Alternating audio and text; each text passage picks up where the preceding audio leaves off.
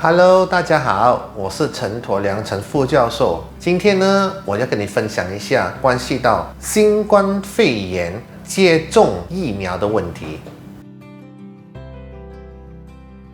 在这个疫苗产生的技术上，其实我们有很多种，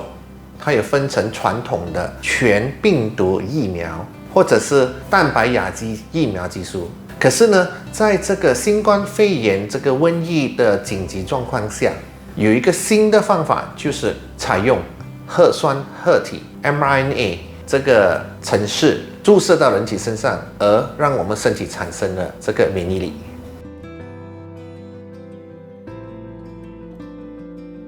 中国呢，就是用这传统的全病毒体疫苗技术，而美国呢，是用最新的刚刚批准的核糖核酸疫苗技术。这个疫苗技术呢，其实在他们最近的第3期的研究中达到了蛮好的效果，而他们的副作用差不多是0。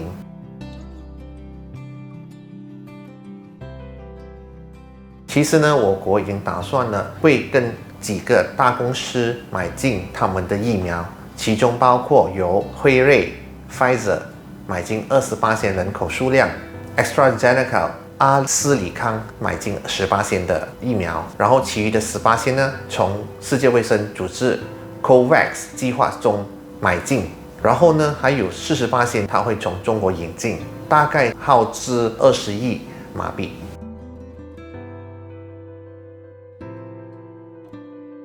其实呢，根据这个科学报告呢，大多数的疫苗呢都可以达到95%的免疫效应，所以说即使是变种了，它还是有效的。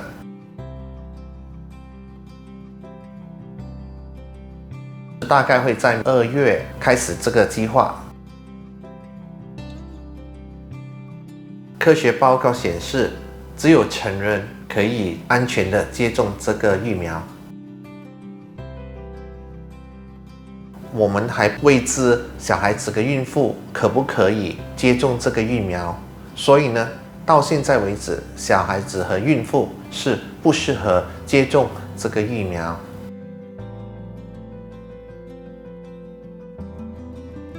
答案是不是。我们呢，如果是经过了这个疫苗的接种过后呢，那是有大概60到95%成功率。所以反过来说呢，就是大概有10至30%的人不能产生免疫力，所以呢，这一部分的人呢，可能会再度感染上新冠肺炎。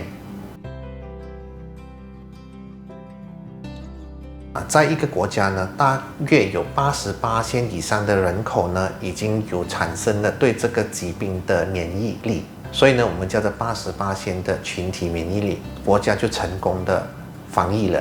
我们马来西亚呢，预计呢要买进80%以上的人口疫苗量，所以呢，我国会达到了80%以上的群体免疫力，对这个防疫的做出一种有用的效应。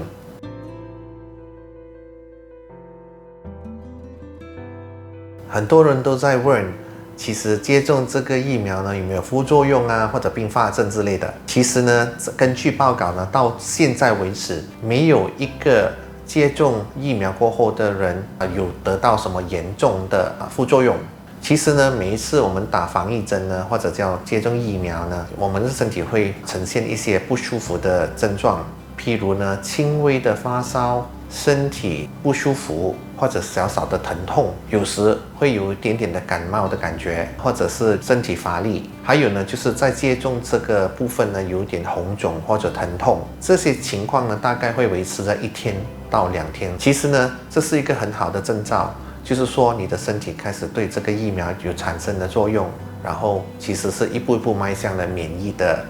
状况。如果你那时候是在发烧啊、不舒服啊、有腹泻啊，或者是你对这个疫苗有过敏，你有急性的或者慢性的病疾啊、营养不良啊，还有就是我们的那个免疫系统比较差的人，或者是最近有用了蛋白原之类的药物啊，或者是抗癌的药物啊，有可能你不适合接种这个疫苗。